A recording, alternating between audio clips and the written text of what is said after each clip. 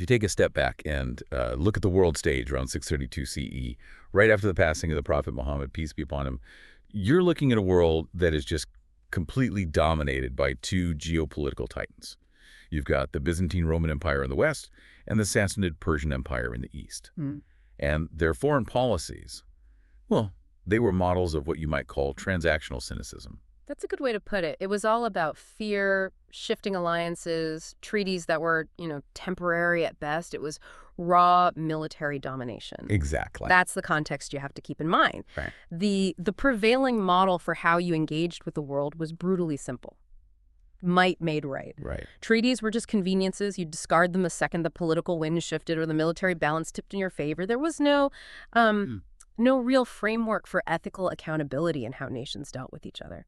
And right into that vacuum, that moral vacuum, steps Abu Bakr As-Siddiq, may Allah be pleased with him, the first caliph. And he introduces a model of statecraft that is, for its time, completely unique. He's taking the internal standards of justice that he'd already established and projecting them globally. We're talking about a foreign policy that isn't built on opportunism. It's built on moral consistency, on the absolute sanctity of treaties, human rights, and the unwavering dignity of a person, no matter who they were or where they came from. It was revolutionary. I mean, there's no better word for it. This wasn't just clever diplomatic maneuvering for a short-term win. This was the birth of a codified system. Many scholars refer to it as, Islamic international law. A constitution for foreign policy. In a way, yes. The same deep internal ethical standard that told you how to collect taxes or run a domestic court that had to be applied consistently on the world stage to your rivals, your allies, and this is the key part, especially to your enemies. Welcome back to the Deep Dive. Our mission today is to unpack this foundational concept. We're moving beyond the internal issues we've talked about before, like economic ethics or the public treasury. We're going right to the frontiers of global relations. And our source material here is absolutely crucial. We're tackling 8 core constitutional decisions, that's cases 89 through 96, that establish what the historical record calls the world's first morally grounded foreign policy model.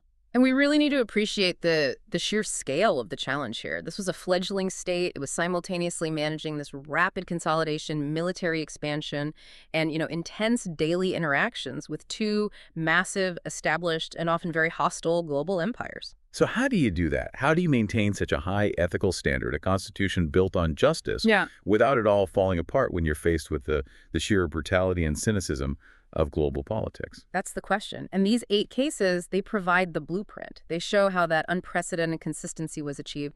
They show that in this model, ethics are actually a strategy, not a liability. Okay, let's unpack this. We should start with part 1, which really gets to the foundation of it all, this commitment to peace and the sanctity of the word.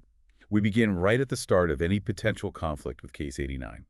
Diplomacy as a first resort, not war. Yes. This is the starting point, ideologically and operationally. It dictates the entire posture of the state in its foreign affairs. Abu Bakr didn't just, suggest diplomacy, he mandated it. It was a core procedural rule that commanders had to offer peaceful negotiation first, a clear invitation to the principles of justice and shared governance, and only after that could military engagement even be considered. So the state positioned military action not as its main tool, but as the absolute last resort. Well, it's only triggered when that peaceful invitation is refused. But let me push back on that a bit. Let's introduce some friction here. Please. The state is expanding rapidly, which it was. It's facing threats on multiple fronts. Wouldn't mandating negotiation first every single time compromise your tactical advantage? Doesn't that slow the army down, give the enemy time to organize, or even just retreat and regroup? That is the essential trade-off, you're right. And the answer really lies in the institutional weight that this rule carried. The specific instructions that were issued to his commanders, and we're talking about commanders like Khalid ibn al-Walid, who was, a military genius. Known for his speed and decisiveness. Exactly. The orders explicitly stated that he and others must invite tribes to justice before using force. This wasn't some philosophical guideline. It was a binding military order. And if you ignored it, you would face severe accountability. That detail is just. It's critical. The highest military authority was made directly subservient to the diplomatic and moral authority. Yes. Which means the state consciously chose the moral high ground over immediate tactical speed. Precisely. Think about the Roman model of expansion, or frankly, the strategies of most empires in history. They'd often use the threat of violence or immediate military pressure as the primary negotiating tactic. Surrender or we attack. Right.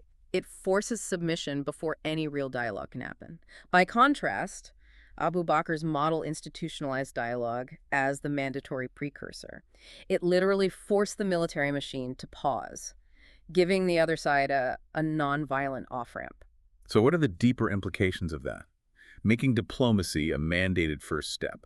Because in modern geopolitics, diplomacy is often seen as, either the last-ditch effort to stop a disaster or just a formality you go through before the fighting starts anyway. Well, the implication is twofold: legitimacy and long-term stability. By requiring this peaceful invitation first, the state frames any military action that follows not as aggression, but as a necessary response to the refusal of peace and justice. It provides a moral foundation. It provides a moral foundation for everything that follows. It signals to neutral observers, to potential allies, that this new power on the block values peace and only uses force when its invitation to a just order is rejected. And it also gives the other community agency, doesn't it? They aren't just objects being conquered, they're presented with a clear choice. A very clear choice. Enter this framework of justice peacefully, or face conflict. And if they agreed to the terms, which, remember, included the protection of their property, their religion, their lives, the entire military operation would just stop. And that operational consistency must have built up an incredible amount of credibility, far more valuable than just a quick conquest. In the long run, absolutely. And if we connect this to the bigger picture, this kind of pre-conflict negotiation framework is fundamentally what modern international law strives for. Think of the UN Charter's principles on the peaceful settlement of disputes. It's an institutional commitment to limit the arbitrary use of power. Okay, which moves us very naturally into the next case, because we see this commitment to the word continue in Case 90. Respect for treaties, even with rivals. Yes, Case 90 is the bedrock of diplomatic continuity, of trust. The core rule here was completely unambiguous.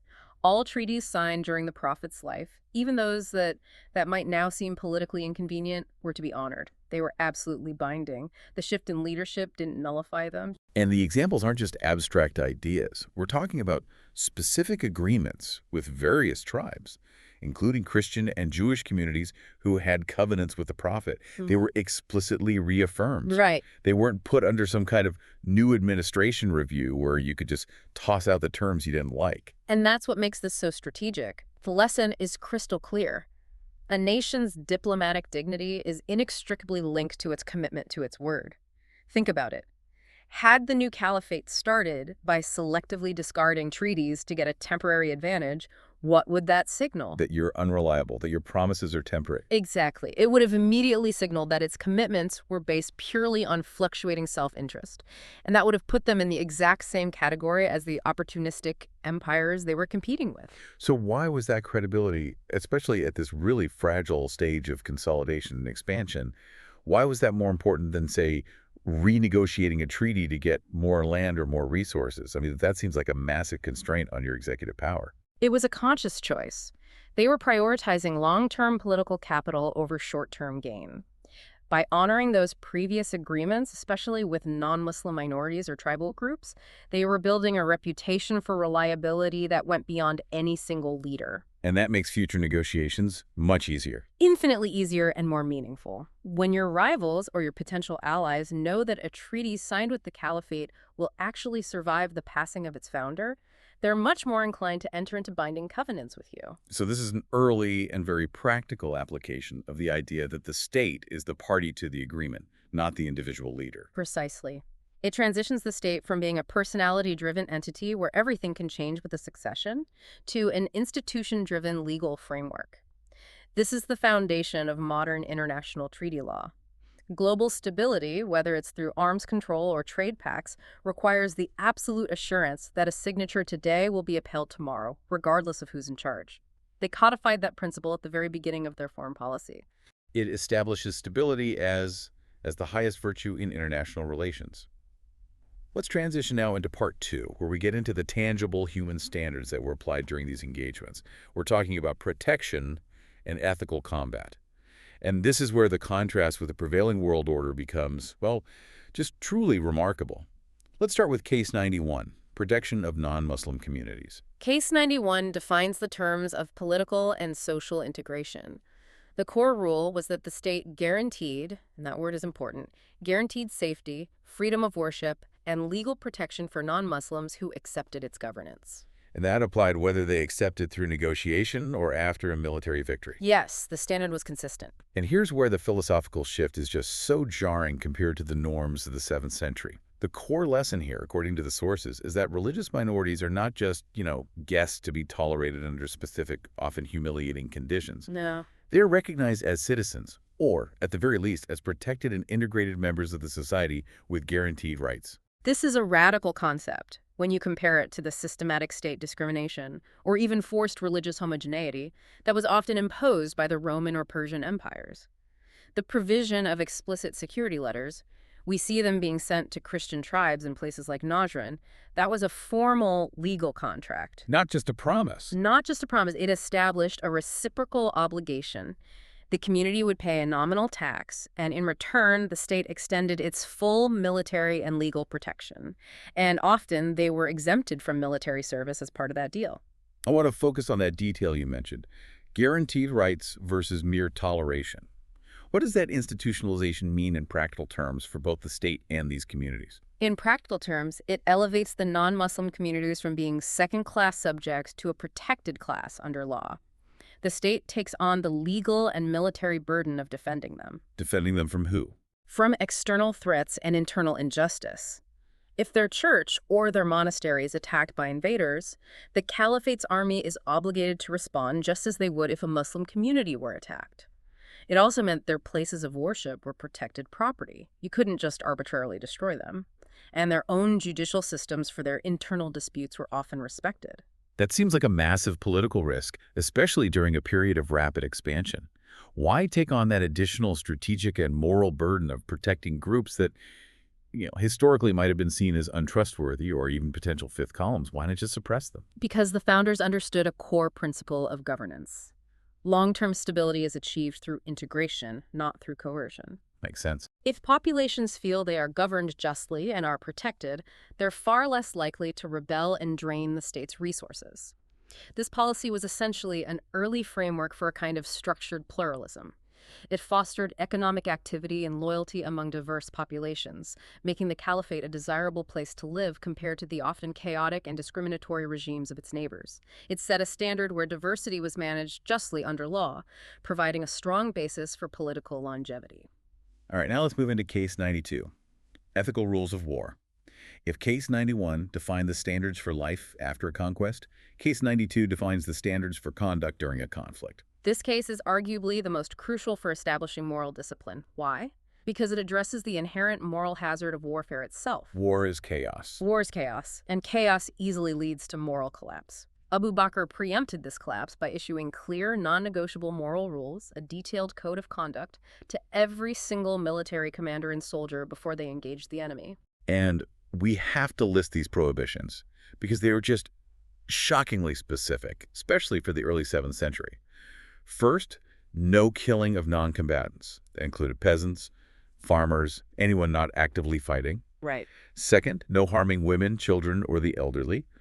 Third, explicit protection for religious non-combatants, specifically monks in their cells or other secluded religious practitioners. And fourth, and this one's fascinating, no destroying trees, crops, or homes, which means no scorched earth tactics, no destruction of infrastructure, and no environmental warfare. The critical insight here is that morality was treated as a strategic absolute.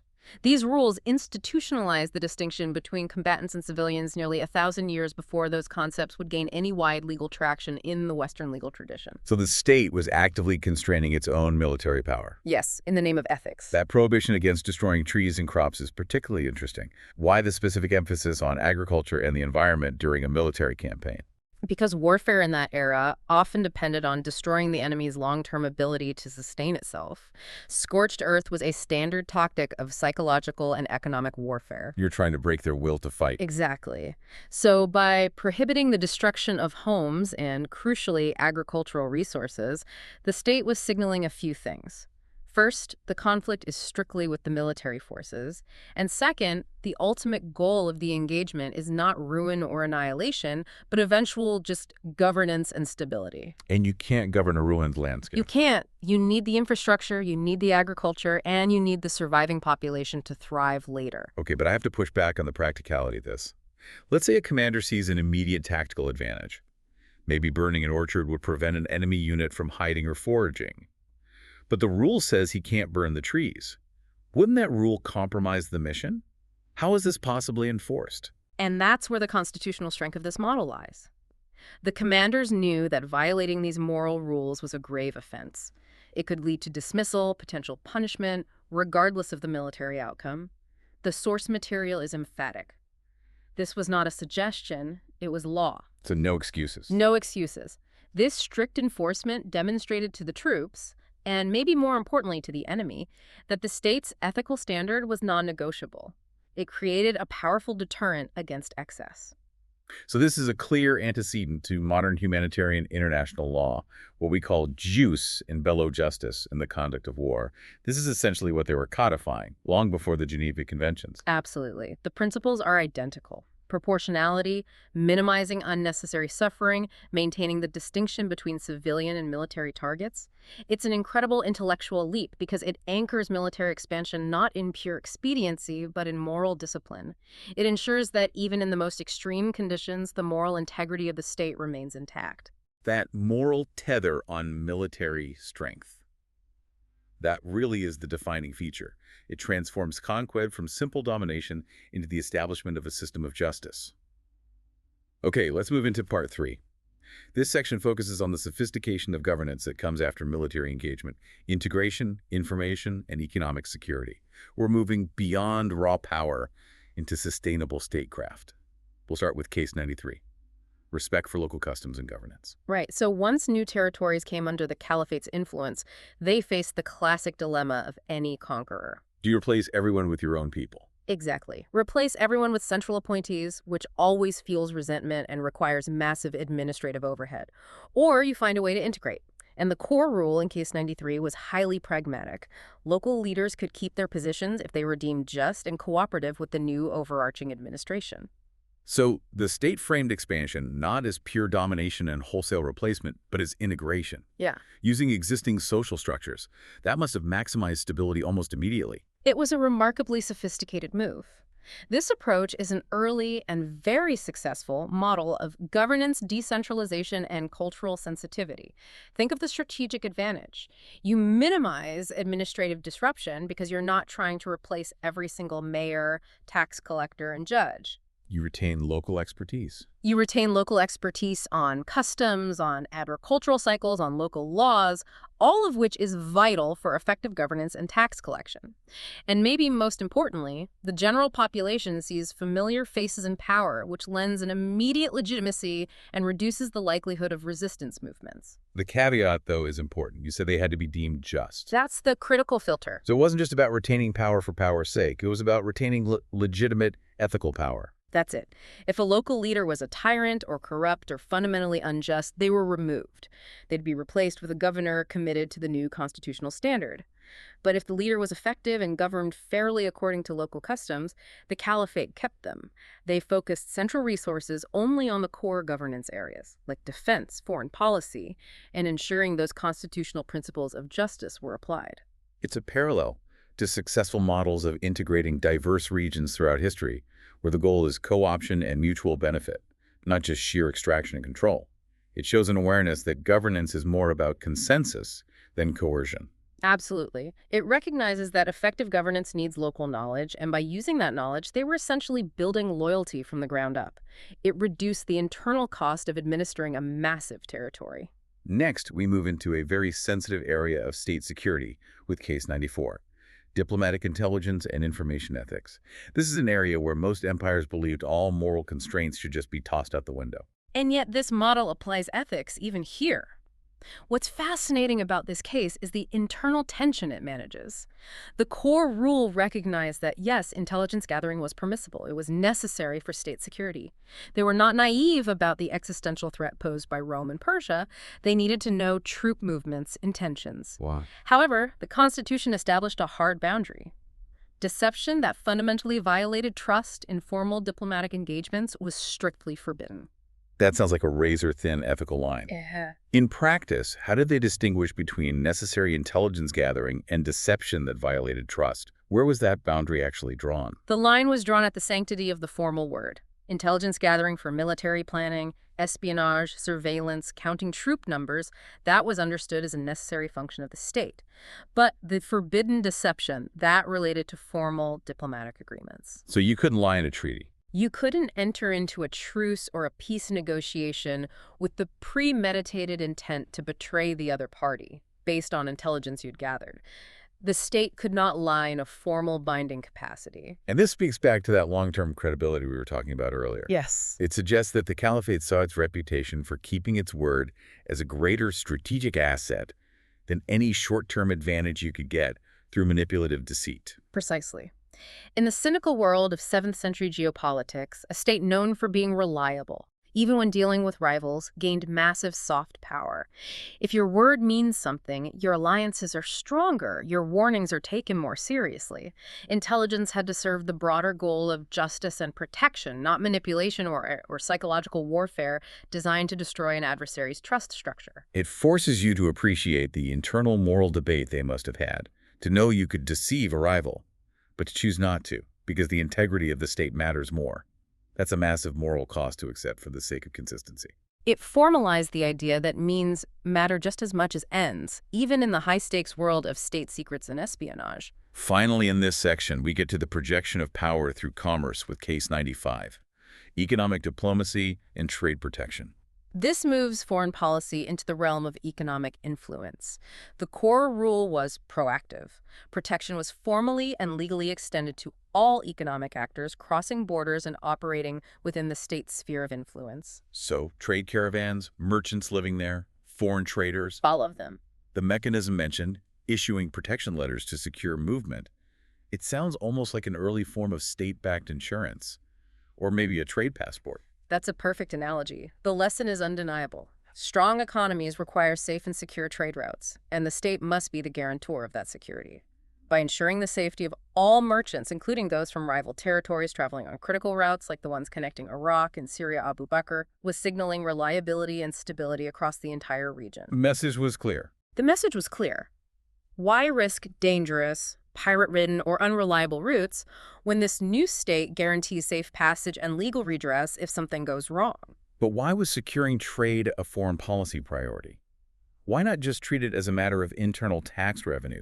Why elevate it to the level of international relations? Because economic security is an incredible tool for soft power and interdependence. By protecting the trade routes used by foreign merchants, the caliphate incentivized commerce, generating wealth not just for itself, but for the entire region. This creates economic interdependence. Neighboring powers, even your rivals, become less incentivized to disrupt your stability because their own trade networks, their own economic health become tied to the stable functioning of your borders and your roads. They're effectively weaponizing stability, turning safe, reliable passage into an economic advantage for everyone operating within your sphere. That is a brilliant long-term diplomatic strategy. It shows a deep awareness that a flourishing, stable economy, protected by clear legal guarantees, is the most sustainable form of power projection. This is foundational economic diplomacy, mirroring the goals of modern international trade agreements like the WTO, which seek to standardize and secure cross-border economic activity. That brings us to our final case study, Part 4. And this is perhaps the most powerful example of the constitutional commitment to universal dignity. Case 96, Rights of Prisoners of War. This case is the ultimate acid test of moral consistency. It reveals whether the state's principles collapse when dealing with those who are actively trying to overthrow it. The commitment was to universal human dignity, extending even to your captured enemies. And the core rule here was, again, revolutionary for the time. We have to emphasize this. Prisoners of war, or POWs, cannot be tortured. They were legally entitled to basic sustenance, food, shelter, appropriate clothing, and crucially, they were granted legal rights and due process. The historical context here is so vital. In the prevailing cultures of Rome and Persia, captured enemies were often subjected to public execution, enslavement, or immediate brutalization to extract information or just serve as a gruesome deterrent. But to establish a codified legal right to humane treatment. To food, to shelter, to a legal process for an enemy soldier who was trying to kill you yesterday, that was truly unprecedented in global governance. What was the philosophical foundation driving this? Why expend resources and effort on people who had just tried to kill your own soldiers? The philosophical foundation is, at its core, simple. Human dignity is intrinsic and universal. It's not something the state grants you based on your loyalty or your religion. If the state's justice system compromises its ethics when dealing with the most vulnerable, and who is more vulnerable than an enemy in captivity, then it compromises the entire moral integrity of the state. Regardless of the temporary military gain. Exactly. This was a statement that the state would not allow the brutality of war to infect its own constitutional character. And the practical outcome of this policy is equally striking. The sources mention that many POWs were freed after simply pledging peace, agreeing not to resume hostilities. It demonstrates that the goal of the conflict, and therefore the treatment of prisoners, was rehabilitation and de-escalation. It wasn't about perpetual punishment, humiliation, or forced conversion. By treating prisoners humanely and offering a clear path to freedom based on a pledge of peace, the caliphate was converting potential perpetual enemies into neutral or even eventually cooperative members of the broader global community. It was a strategy for long-term reconciliation. So even the outcome of war serves the broader goal of establishing a just and stable order. We're looking at a clear antecedent to the core tenets of modern international human rights law and, of course, the Geneva Convention standards for POW treatment, which demand not just physical care, but legal rights for captured enemies. It confirms that for Abu Bakr, the moral discipline required in governance was completely non-negotiable. The consistency applied across the entire spectrum, from a domestic citizen to a foreign merchant, all the way to a captured enemy combatant. The consistency is the entire point of the constitutional model. Which brings us to the synthesis, where we can tie all 8 of these revolutionary pillars together into what really is the world's earliest Islamic foreign policy constitution. It truly is remarkable when you view them not as 8 separate rules, but as one integrated, systemic approach to global relations. Okay, so let's summarize the structure we've uncovered here. First, you have the foundation of restraint and reliability. Yeah. 1. Peace before war, Case 89, institutionalizing dialogue as the necessary mandatory precursor to conflict. And 2. Treaties as sacred trust, Case 90, ensuring diplomatic continuity and long-term state credibility by honoring all previous agreements. Then you have the second part, the protection of non-combatants and society itself. So 3, protection of minorities, Case 91. This guaranteed that non-Muslim communities were protected members of society with legal rights, not just temporary guests. Right. And 4, ethical conduct in warfare, Case 92. This implemented those non-negotiable rules protecting non-combatants, infrastructure, and the environment, which thereby limited the very means of war. And third, we saw the sophistication of governance and power projection. That was number 5, respect for local cultures, Case 93. Using existing just leadership to ensure governance stability through integration, not imposition. 6, ethical intelligence, Case 94, which permitted necessary information gathering while forbidding deception that violates diplomatic trust.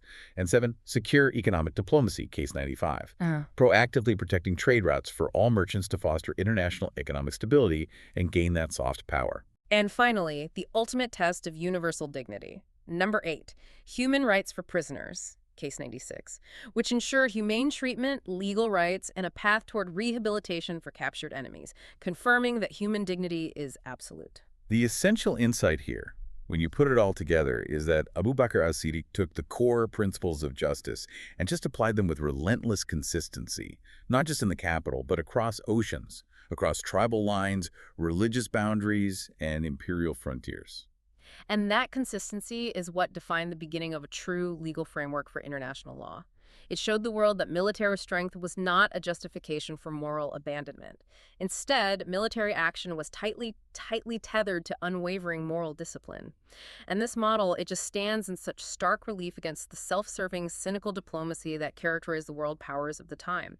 This was a system that sought not just victory, but ethical victory, ensuring that the means fully justified the ends. It demonstrates that the architecture of justice was built before the borders were even fully drawn. And crucially, that the principles governing life inside the capital were non-negotiably the same principles governing interactions on the furthest border. We've established the ethical foundation of this model, but we've really only just scratched the surface of how this foundational state navigated the increasingly complex global stage. That's right. In our next deep dive, we're going to continue chronologically. We'll be tackling cases 97 through 104, and this next segment will explore the intricate details of cross-border governance, the practical ethics of further expansion, and how the state managed that complex military-diplomatic balance as it transitioned from a regional force into a recognized global power. We'll leave you today with a powerful closing message, one drawn from the very context of our source material. A nation's greatness is not measured by its borders, but by the justice it carries across them. And that statement, it just perfectly encapsulates the entire mission of this foundational model of governance. And it leaves us with a truly provocative thought for you to consider. Think about how often modern states, with all their treaties, international organizations, their sophisticated diplomatic tools, and vast resources, how often do they manage to maintain complete moral consistency in their global policies compared to this foundational model? A model established centuries ago, often under the duress of existential threats. And it challenges us to ask whether our technological and governmental complexity have truly advanced our moral commitment to the global community, or if we are still grappling with the very same fundamental ethical choices.